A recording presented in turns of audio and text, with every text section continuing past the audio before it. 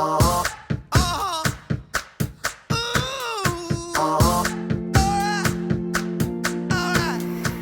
everyone, and welcome to another edition of the Clay Counts Connection podcast. I'm Matt Weller, the community coordinator for Clay Counts, and with me is Jonathan Sapaugh, who has been to a lot of our meetings of Clay Counts, but what we're interviewing him about today is a new book that he has out, a fantastic book that I read over break called Unlabeled, Practical Steps to Redefine Yourself and Achieve the Success You Deserve. So Jonathan, first of all, thank you for being here today. Thank you for having me. It's, I'm honored.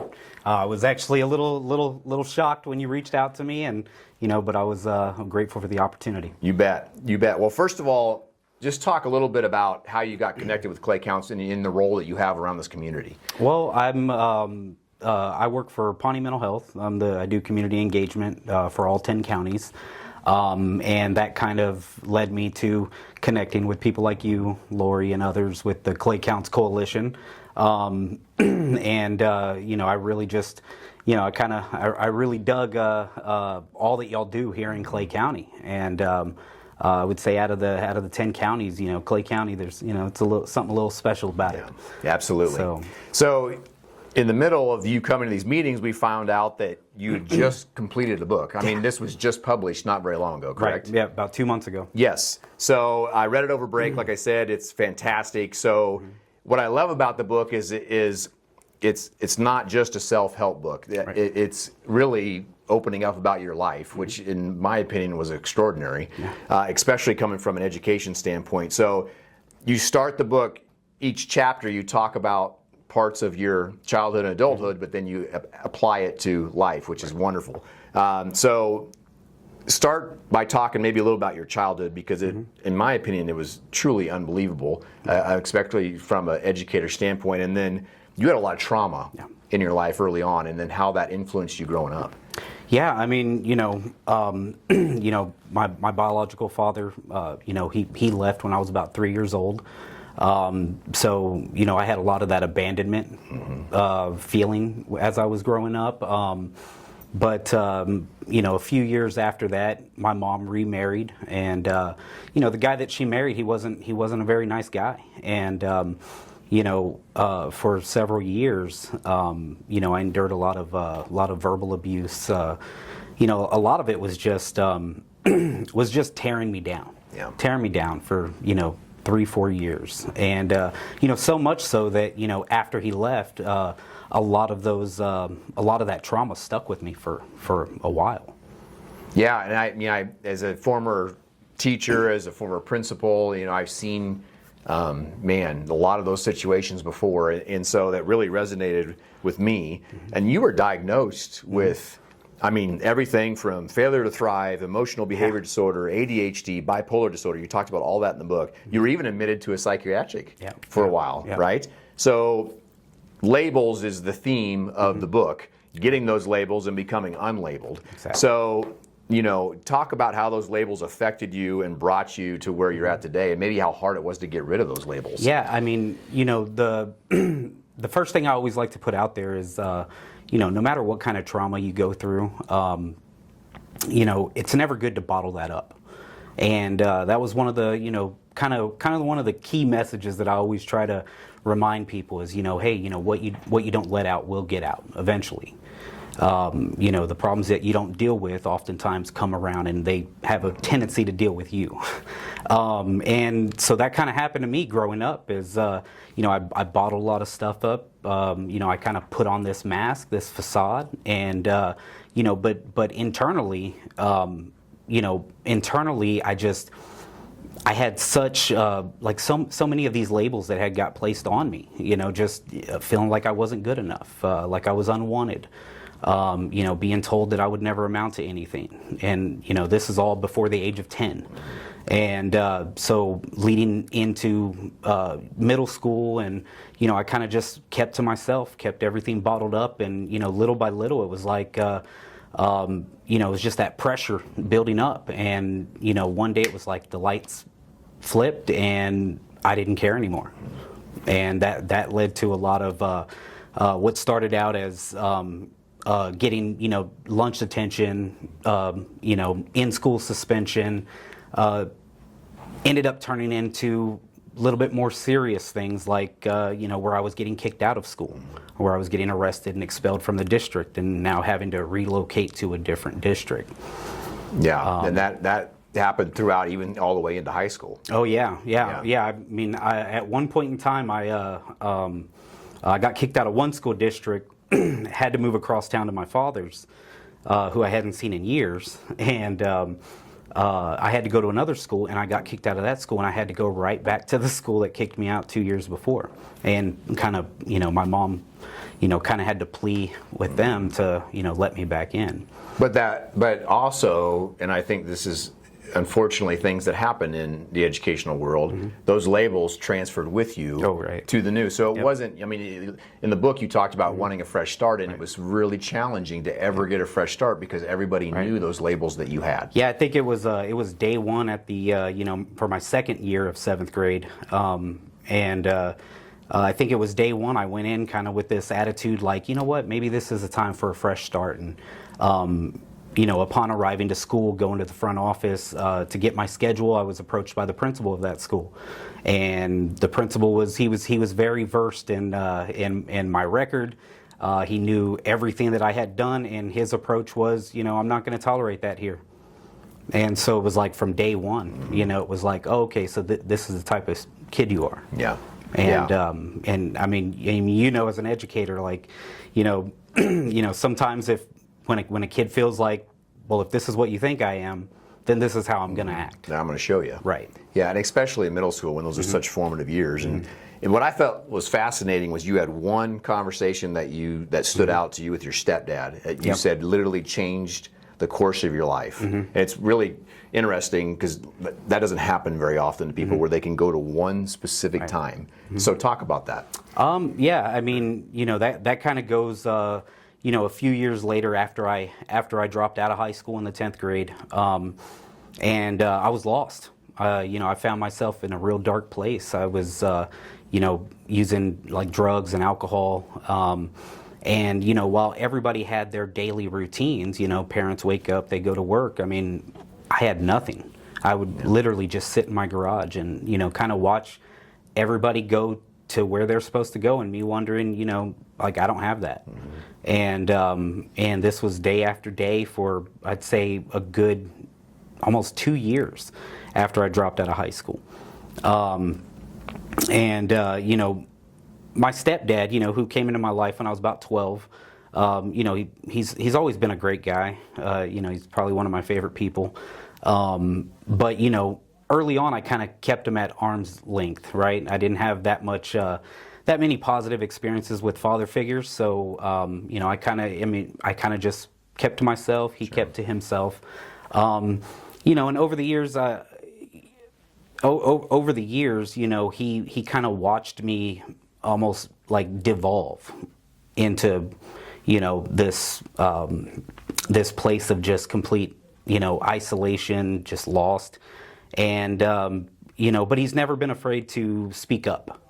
And the part I shared in the book was, one afternoon when he came home from work, again, I was just sitting out in the garage like I always did. And, normally it would kind of be, this, he gets out of his truck, kind of nods, hey, how's it going? He goes inside, takes a shower, and, relaxes for the rest of the day. But this time was different. This time, he grabbed a chair and he sat right next to me. And he kind of just, I guess his honesty was needed at that time because I was so lost. I didn't even know I needed it. Right. But he basically sat down and was like, you could be angry at the world, and nobody's going to blame you because what you've been through, it's not fair. Like, nobody should go through what you've been through. But he was honest with me, and he's like, as an adult, you have two choices. You can either sit around and blame the world for everything, or you can realize that the only person who can tell you who you are is you. Yeah. And that right there was a big pivotal moment in my life because, up until that point, I had, whether it was educators, doctors, people that, you would think, well, I'm going to listen to their opinion telling me, that I'll never drive, I'll never have a job, I'll never have a relationship with anybody. And, their best bet for me was, let's just try to get his medications leveled out, and hopefully he doesn't end up in prison or in a long-term psychiatric care facility. Yeah. And so everybody's view of my future was bleak at best. Yeah. And so, with this conversation with my stepdad, it just, it kind of made me start the whole thing with, I'm going to prove everybody wrong. And then later on, it switched to, I'm not going to worry so much about proving anybody wrong. I'm going to worry about just proving myself right. There you go. Yeah.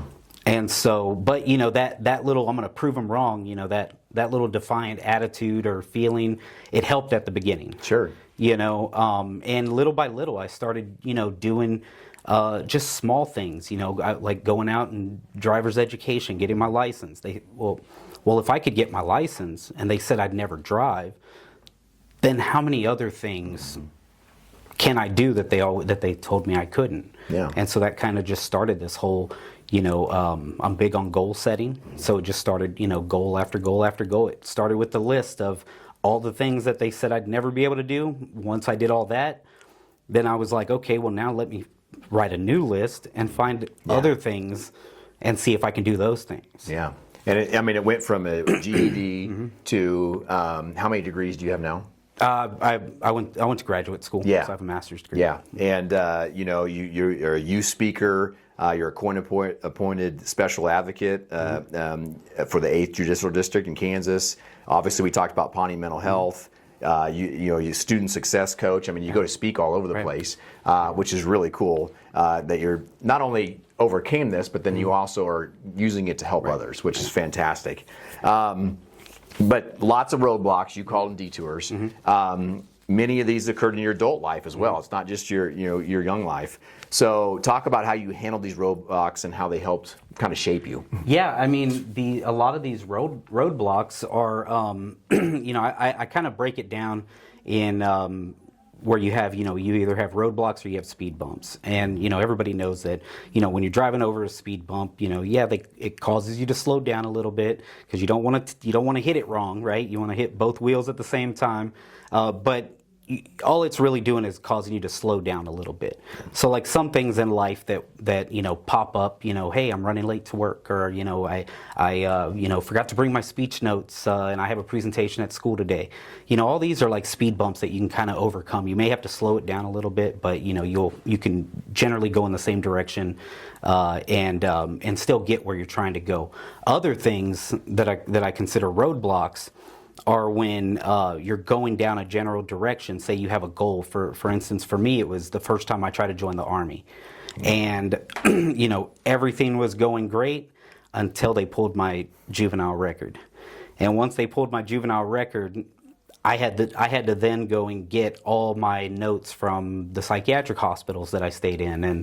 And so when they read those and said, yeah, you can't join the military, to me, that was a roadblock. At the time, my goal was I wanted to go to college. I want to be the first in my family to get a college degree. And I just wanted to use the military as my means to pay for it. And so yeah, it was a roadblock, but all it did was it just caused me to kind of adjust and find a new avenue to achieve that same goal. So I started going to night school. I started going to a local community college. But yeah, and I feel like, in life we always hit, either speed bumps or roadblocks, and it doesn't mean that what you're trying to go for or what you want is unattainable. It just means sometimes you need to assess. Sure. You need to reassess, you need to be flexible. And that's why I kind of went over like the ABCs and like analyzing the situation, being flexible, and then always challenge, and so I think that was probably one of the big chapters in my book that I felt was probably a little kind of had a lot of good practical steps that people can take. Absolutely. One story that really stuck with me as an educator was the chapter that talked about your son's writing project in school. Talk a little bit about that. Yeah, my oldest son Ethan, I brought him here today, and he was about in fourth grade, and everybody has. At least I remember, in elementary school they have these projects. What do you want to be when you grow up, right? And to me, I'm like, these are some of the greatest years because this is where imagination is just running wild, right? And so at that time he was in fourth grade, and already for about 3 years, you could ask him what he wants to be. Hey, I want to be Batman.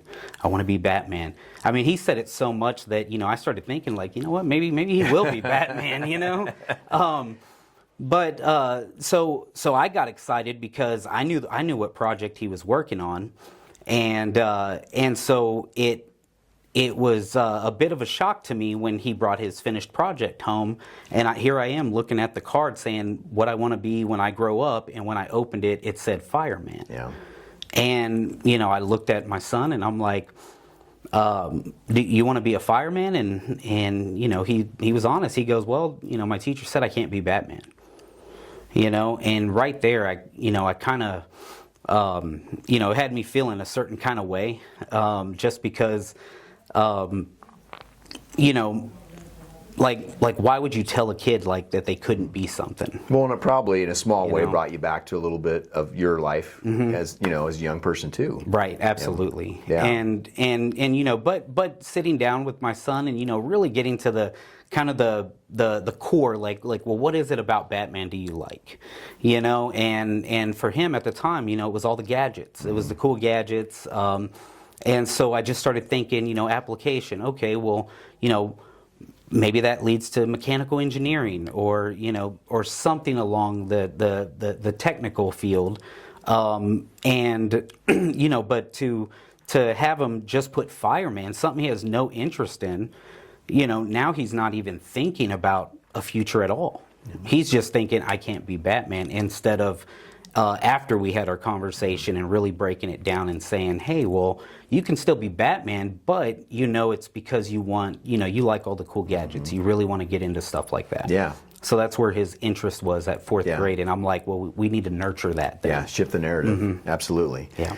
Well, you ended your book with a personal mantra, which I thought was really neat. So talk about how you came up with that mantra. I actually came up with that right before a speaking engagement with Flint Hills Foster Teen Camp about 4 years ago. Okay. And it was my first time going to speak to them. And, one of the things that I always tell myself is that I'm strong, willing, and able. And I would always tell myself anytime I got a little nervous before I had to go on stage, I'm like, I'm strong, willing, and able. Strong, willing, and able.